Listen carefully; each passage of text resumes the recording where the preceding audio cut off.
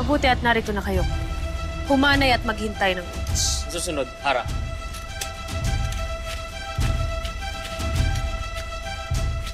Ang aking Rama at ang kanyang hukbo ay naghihintay na sa hangganan ng Sapiro. Madadaanan natin siya habang tayo ay naglalakbay patungo ng Eteria. Kung gano'n ay wala na tayong dapat hintayin pa. Muros, paghandayin ng lahat. Magsisimula na tayo sumugod sa Eteria sa loob ng ilang sandali. Susunod, Hara.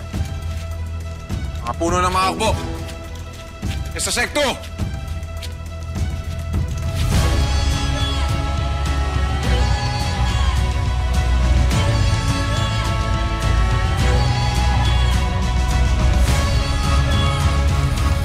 Huwag silang hayaang makarating sa Eteria!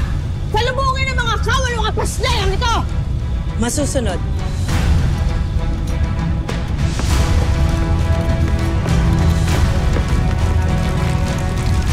Napapaghalatang hindi mo pabatid ang kakayahan ng mga hawak mong brilyante. Dahil kung alam mo ang kapangyarihan ng mga ito ang una mong gagamitin laban sa mga diwata. Mahal na Bataluman, sabihin sa akin kung ano pang maaaring gawin ng mga brilyanteng ito.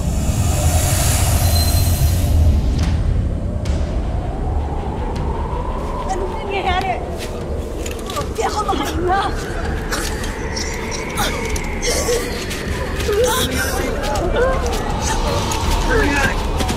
Sarah, Bria! Ginamit siya ang brilyante ni Amihan. Baka hindi na makain ng lahat.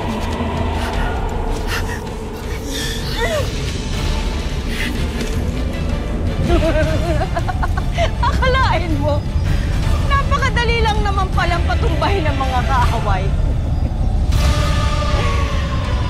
Avisala Eshma, Ether. At sa'yo, brilyante ng hangin. Avisala Eshma at sinunod mo ang aking kahilingan. Ngayon ay panoorin mo na lamang sila hanggang sa unti-unti silang mawalan ng hininga.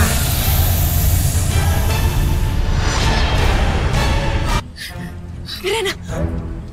Tanaya, nahihimatay na sila. Nahihirapan na rin ako. Anong gagawin natin? Gamitin natin ang ating mga brilyante. Kung makagawa tayo ng hangin.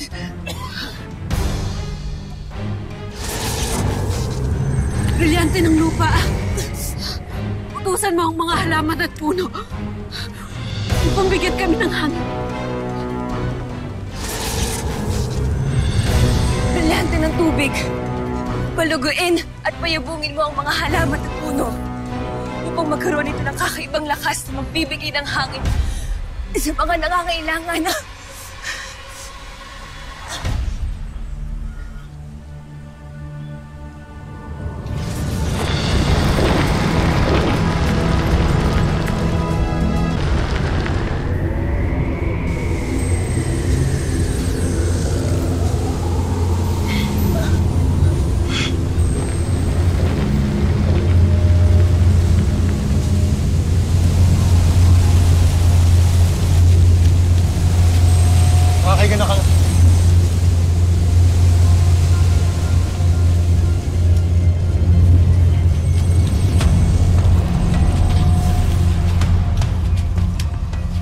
Nararamdaman ko. Ngunit nangihina pa rin ako. Ganun din ang mga kawal. Kaya kailangan natin magpahinga upang makabawi tayo ng lakas. Mga warga!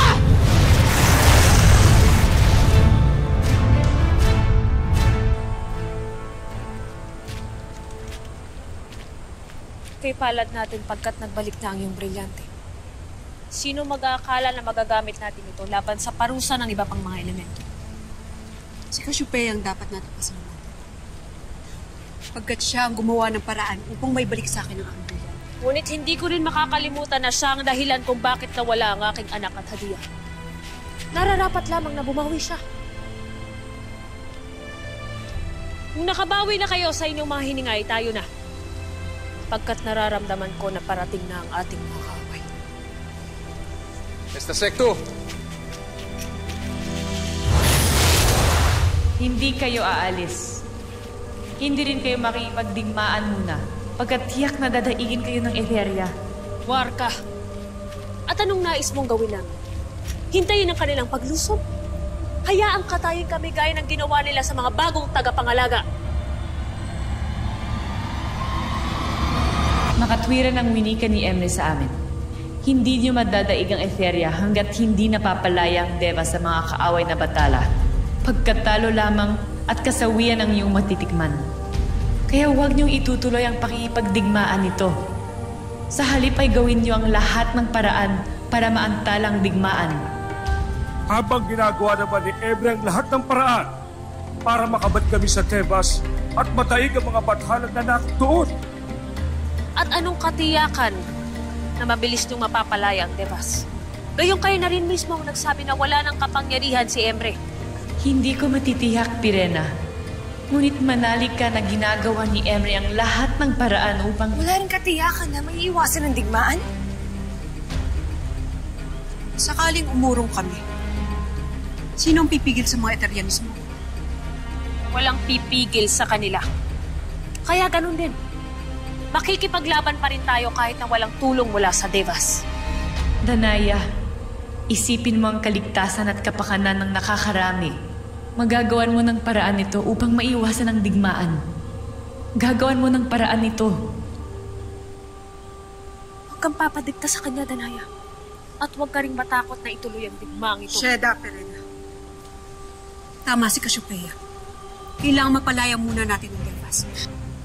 At habang naghihintay kayo na mapalaya ito, anong gagawin natin dito? Magtatago? Pirena, pag-usapan muna natin ang ating maaaring gawin upang maantala ang digmaan na ito. Bakit malabis kayong naniniwala kay Cassiopeia? Kung tutuusan na hindi na siya mapagkakatiwalaan pa. Pirena, mag-iingat ka sa iyong pananalita. Si Cassiopeia ay inyo pa rin ninuno. Si Cassiopeia hindi ko na pinagkakatiwalaan at kinikilala pa simula nang mawala ang aking anak. Kaya kung makikinig kayong lahat sa kanya, kalimutan niyo na ako ay inyong kanin. Mga Hathor, mas na. Perena, nakikiusap ako sa iyo. Puntahan mo ang kinaroroonan ni Rama Ibrahim ngayon din. Ano sunod, Hara? Pirena, mag-isip ka muna! Wala akong papakinggan sino man sa inyo.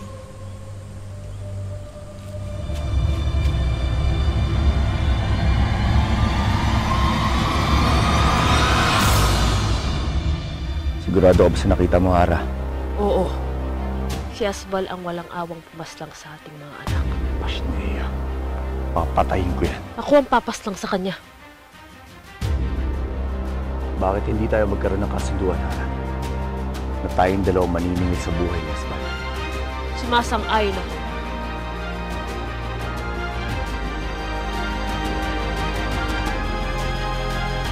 Nakinig pala yung dalawang kapatid kay Cassiopeia. Kaya tumatras sila sa digmaan ngayon. Si Danaya at Alena ay naniniwala pa rin kay Cassiopeia. Hindi mo sila masisisi. Lalo't hindi naman sila mga nawala ng anak. Kung ganun, wala na pala tayo ibang aasahan, Pirena. Kundi ang isa't isa. Kulang pa ang aking hukbo. Dito ko na lamang hihintayin nila. Rama, naghahanda ng mga kalaban para lumusog. Mga kasama! Esto Secto! Pirena.